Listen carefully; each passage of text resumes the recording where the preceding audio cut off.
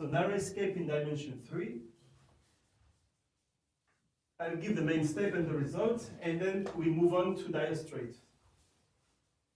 Diastrate is the title we have invented to describe the escape from very narrow passages. Okay, narrow escape in dimension 3. So basically, the formula that I gave you, which is still on the board, which is this one, doesn't depend on the dimension, because this is generally true. So now,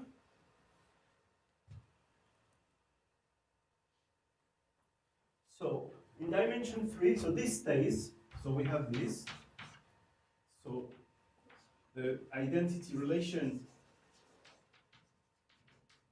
remains, so I don't have to prove it or rederive it. Second, we still have that the integration of Laplacian u equals -1 or minus omega, which means that integration of a d omega absorption du dn equals minus volume. So this is also an identity.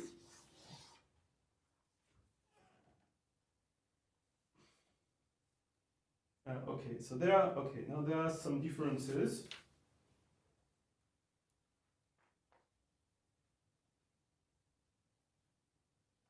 There are some differences. So now, okay, I've changed a little bit the Green's function, but it's unimportant. The Green's function I'm going to use is a bit different, but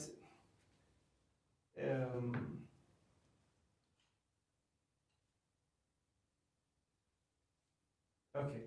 So now I'll call the flux du dn, and now there is a singularity that you can. So there's singularity for x. So x is the flux. So the flux. What is the flux? The flux lives on the boundary. This is the number of particles per unit of time that are going through a point x. And now if you are in dimension 3, I have to, let's say, assume that the absorbing part is a ball of radius, this is let's say a disk of radius epsilon.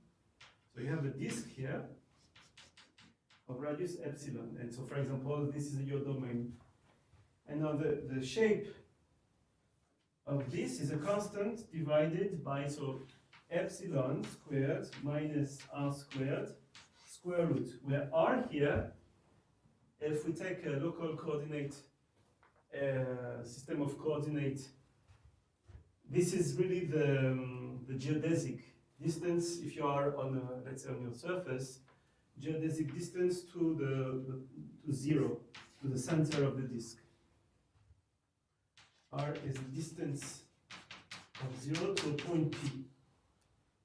Right. So if you imagine that this is a ball, then this is your cap, and R is this distance here between 0 point P. Right. So this is what is R here. So this is really the flux on this absorbing window. So now, what is the Green's function? So to calculate this, we need the Green's function, we need the flux. So the flux I just gave you, the flux. And now the Green's function can be written for 2 points x and y, which is, or let's say P and Q, on this on the absorbing part. So this is 1 divided by 2 pi because of the image charge of P minus Q plus the regular part, which I don't care.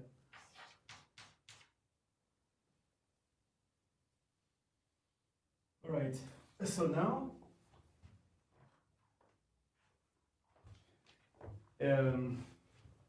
if we take a point P that belongs to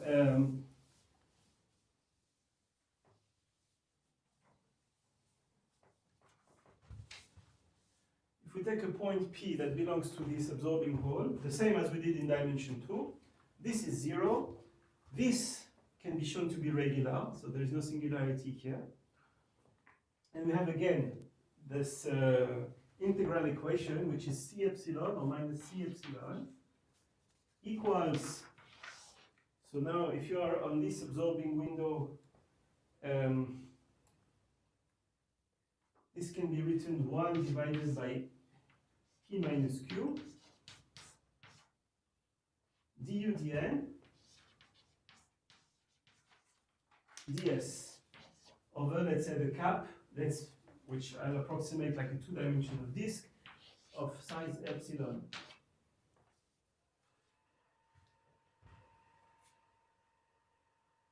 Okay. So now,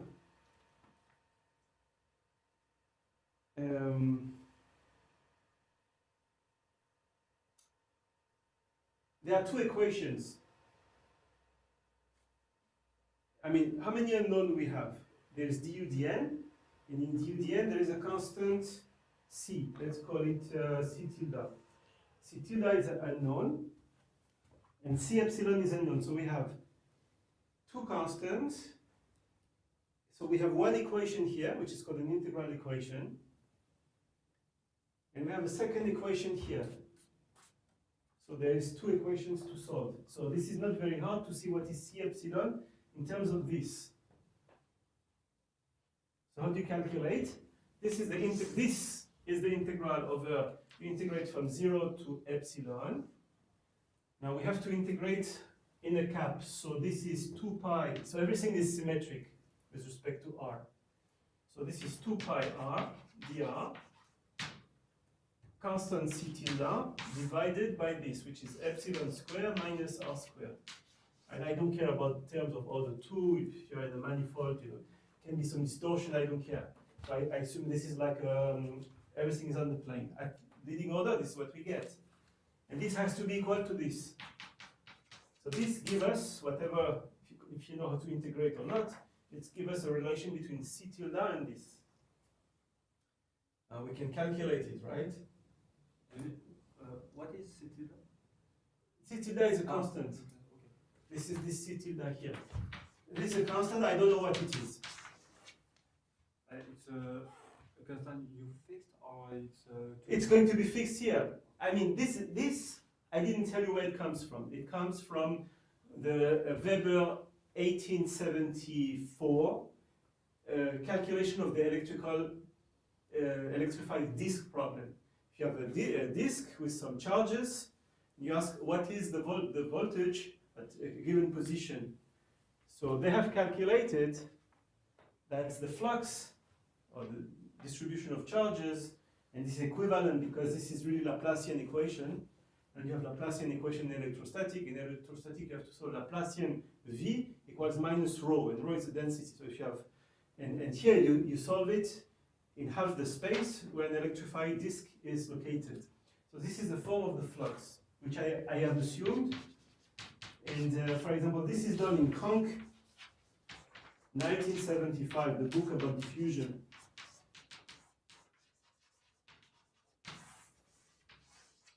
Okay, so who can integrate this? I think we can, right? So this is if we differentiate this, square root, there is 1/2, and there is a 2, so it goes away. So this is like 2 pi c tilde, right? So this should be correct.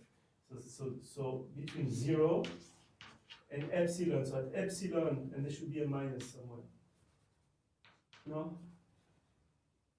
No, yeah, it should be a minus. So at epsilon, this is 0, and for r equals 0, this is epsilon. So what do we get? What do we get from here? We get minus omega equals pi epsilon, and there's a factor 2, and there's a c tilde. Should be something like this if I haven't made any mistake. Epsilon c tilde minus 2 pi. Epsilon minus and minus is plus, so this should be correct. Okay. And now, let's put that into here. Let's fix, let's say, one of the P or Q, or let's say P, the center here. And so this is exactly the distance. So this is now the integral from 0 to epsilon. This is now integrate over the ball, which is 2 pi r dr. Now this is 1 over r, because this is the distance. Then this is square root of what? This is square root of epsilon squared minus r squared. Am I correct? No. And I forgot the c tilde. Yeah? So what is this integral? R and R goes away. And now how do you integrate this? So if we write R equals epsilon u, this integral from 0 to 1, c tilde 2 pi du divided by 1 minus u squared. So what is this 2 pi? This is arc sine, no? Or cosine. What is the integral of this? Yes, if you just write cosine or sine u. Yeah, so this is arc sine of 1. What is arc sine of 1? What is the sine that gives 1? What is the sine? It's pi over 2. Okay. Pi over 2. Wait, there's something wrong here. Yeah, because this is incorrect. I'm sorry. Yeah, I forgot here the 2 pi. So I have to divide this, because this comes from here. I have to divide here by 2 pi. So if I divide by 2 pi, the 2 pi goes away. Pi goes away and have pi divided by 2. All right. And where are we with all of this?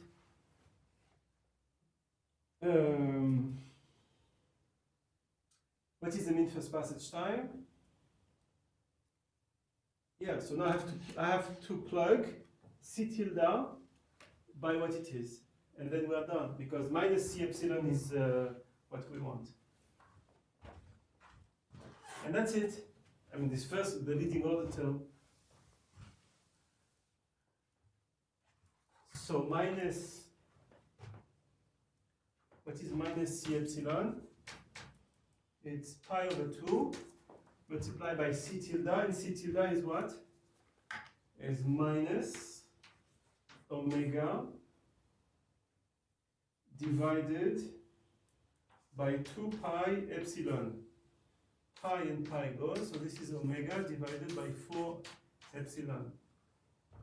So the mean first passage time in dimension 3, the leading order term, is omega divided by 4 epsilon. If there is a diffusion coefficient which is less than different than 1, you have here to divide by d.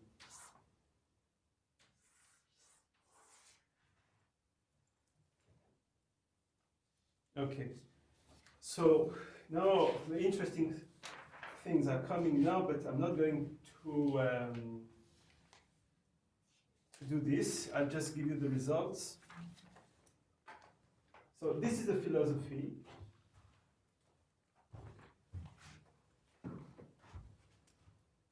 Now I'm going to give you some remark, and then we'll finish with this. And then we can go to the last part. So I'll give you a remark, is that now we can do an asymptotic expansion. So there is an asymptotic expansion that is done in, I think this is Zinger and Zev and myself. And I think this is 2007 Phys Rev E. And so the expansion is tau epsilon equals omega divided by 4a. Now instead of, I call a here the size of the disk where the particle can escape. And it's not necessarily a disk, not a ball, it can be any three-dimensional shape. And this is 1 plus the mean curvature at 0, which is the center here of the ball, divided by 2 pi a log a plus a term of order 1. So I'm not proving this, it's much longer. Sorry, A here is? A is the size, A is the radius. That is, you have a domain, now you have a ball of radius A, and this is telling you how long it takes to escape, and more important, it's telling you that the term here, the next order term, is in log of 1 over epsilon. That is, so we have to do the calculation, but it's O of 1, log of 1 over epsilon, plus, I mean, let's call it constant, which can be found here, you know, you just expand, so A, log of A is going to 0. So 1 divided by 1 plus something going to 0 is 1 minus. So actually this is 1 minus this, and A cancels, and you have something in 1 over log. So this is an important term because it's not in this power, it's 1 over epsilon, and then it becomes a term of order 1, where you see the position where the particles start, which I'm not describing. Okay, so if you want to see where the particles start, you have to go to the third order term. Number 1, number 2, number 3, which is quite demanding.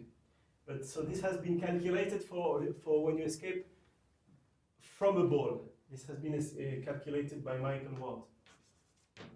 This is the work that he did in he had a series of papers in 2010 in Science, Multiscale Modeling and Simulation. You just look at Michael Ward and you will find this. All right? Okay. Now we have 20 minutes to do diastrate. Questions? I mean, again, I'm going through 10 years of work very quickly. It takes time to understand. The methods are difficult, not easy. Although it looks simple when I present it to you, if you want to go into the detail, it's a little bit more involved.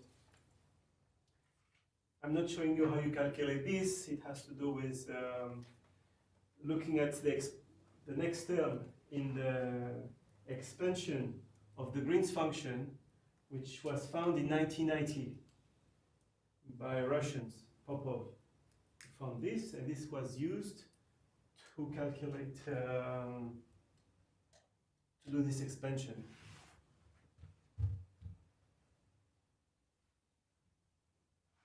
Okay, and what I haven't shown you here, but this can be done when you have an elliptic.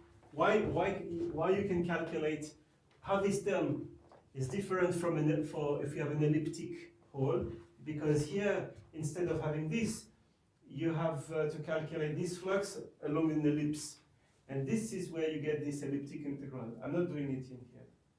But what is the consequence for this is that the mean first passage time, if you think about probability, the Brownian particle sees the shape.